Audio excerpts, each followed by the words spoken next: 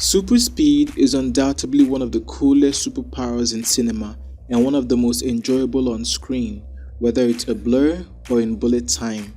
And creators want to be able to do this to look as real as it does in Hollywood films. There are many tutorials out there covering the same topic, but I'm coming with a different approach. I'm going to be teaching you how to achieve this effect in 5 different shots using After Effects. This will be a 5-part tutorial. Let's take a look at the shots.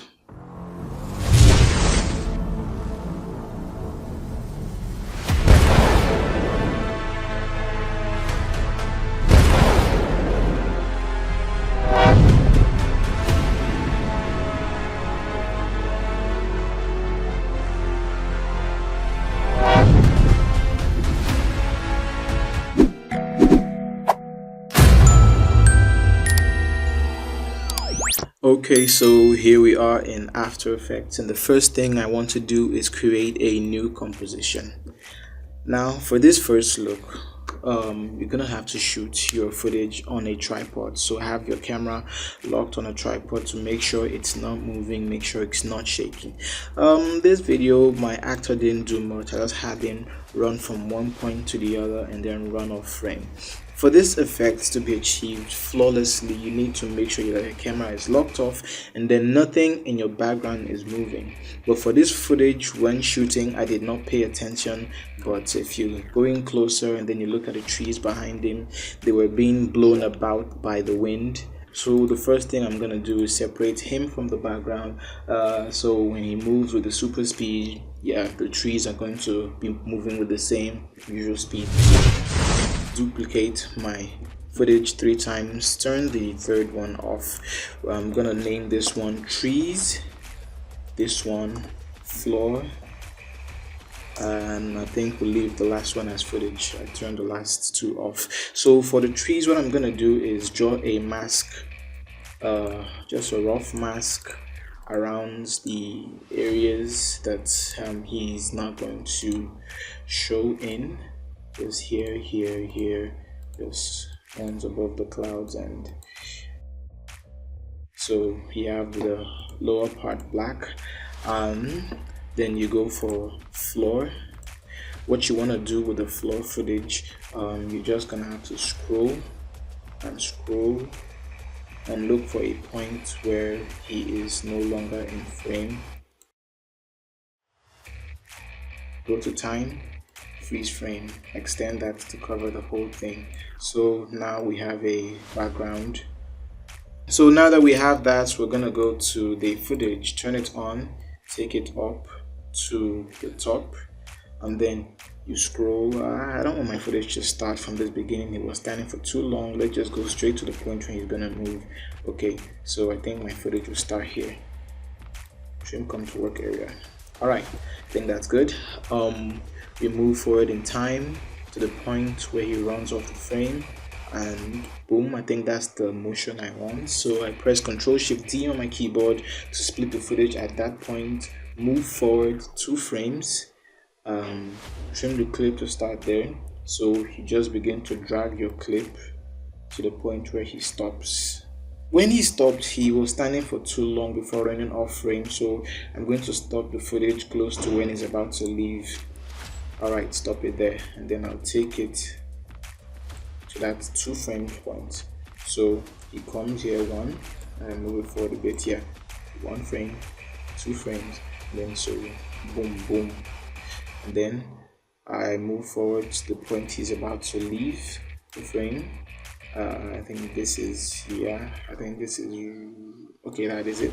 And then you split and delete. So now what you have is boom, boom. But if you pay attention, when you come close, after he leaves the frame, you still see that pop here, and we don't want that. So what we're gonna do is go to the first footage of him standing there and draw a mask around him, and let's see what happens now. Okay, pay attention.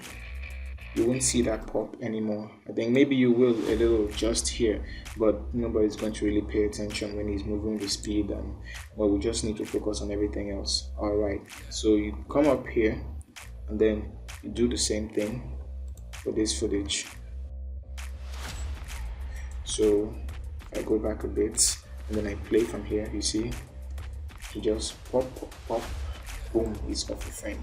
All right, so now that we have that, what we're gonna do now is create the blur from him moving from one point to the other.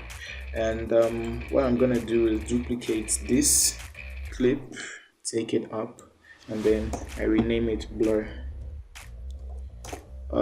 You don't necessarily have to follow this process. You can leave it name as it is, as long as you can keep track of it. I just rename it to ensure that I can keep track of it.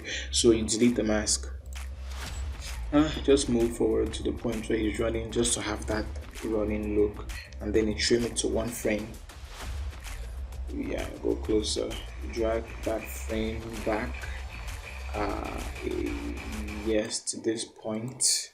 Alt W, or you come up here to click to bring out your roller brush, or in case the topic of rotoscoping might get confusing for some people, what I'm going to do is just draw a mask around my actor.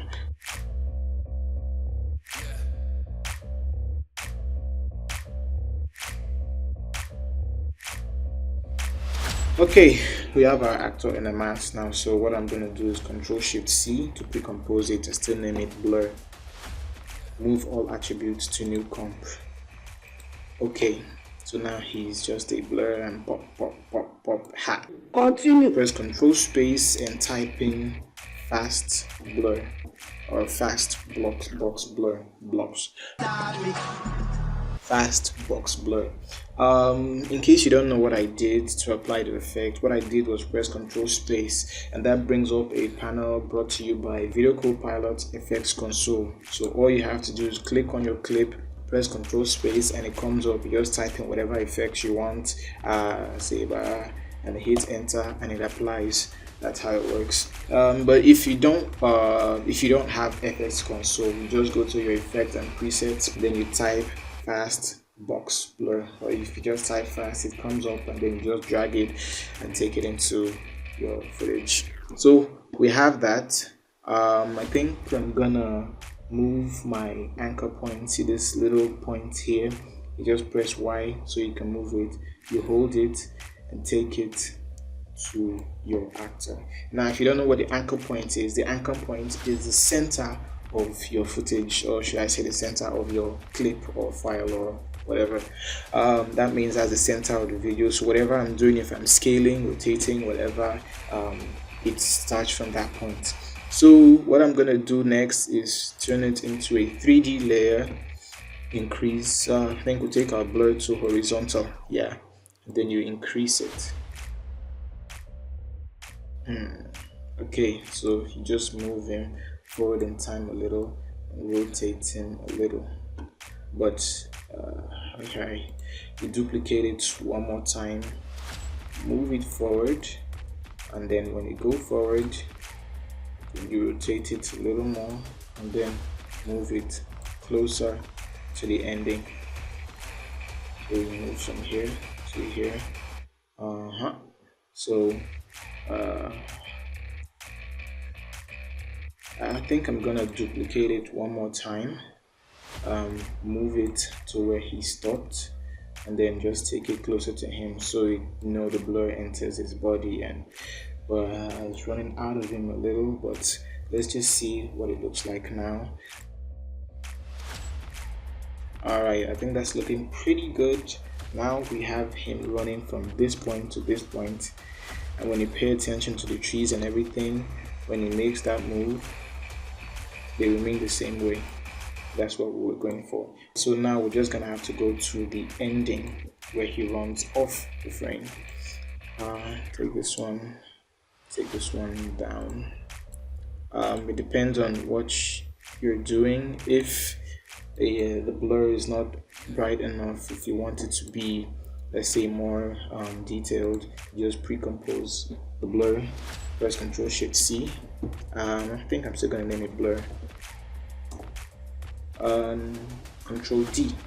Control D just gives you a little more detail. That's if you want. I think I don't want that. I like it the way it is, so I just leave it like this. And I will go to the ending. I press Control D and extend this one forward. Delete the mask here. Extend it forward and look for the point where he's running, so you can have that running motion. I think this is good. Yeah, make it one frame and then you just, and drag it to that point where he's out. Yeah, he's out now. So we have 1 point. Okay, so what I'm gonna do now is mask him out again, just like the way we did before. Remember, the mask doesn't have to be detailed, just draw. Okay, done with the mask. Press Ctrl Shift C, name it blur. Alright, the anchor point is on him already. I just move it a bit to the center and change it to 3D. Press Ctrl Space and type fast box blur. It comes up, click on it, change it to horizontal and increase the blur. And you just rotate it a little facing towards the camera and just move it forward a bit. I think we'll take it back a bit.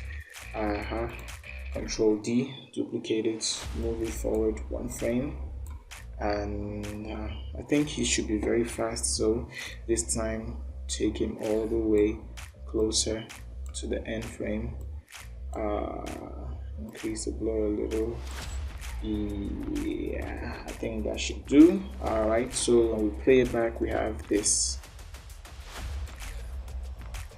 There are different ways that you can get this effect done. This is just the way I chose to do it. You don't have to go through this entire process. In case you shot yours and then you don't have a background you have to be worried about, you can just move forward in your timeline for when it's about to run. Press Ctrl Shift D to split the clip and then move forward in time to the point where he stops, and press Ctrl Shift D, and then you just go to time on that clip, time stretch.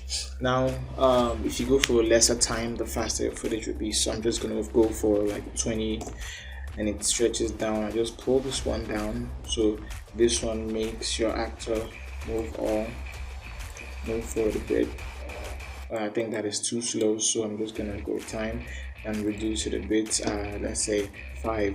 Ooh, that is gonna be super fast. Okay, that is really fast. And when you do that, just go type adding motion blur, CC force motion blur, and if you do that, you have this. But I didn't do this because of that issue I told you about. If you go forward, as he's moving fast, you notice the same thing happened with the tree behind him, and I don't want that, which is why I went through this whole other different process. And in case you're wondering why didn't I add the lightning like I did in the example, at the end of this tutorial series I'm going to give you a tutorial on how to make the lightning, and you can add it to your footage anytime you want. See you in the next tutorial.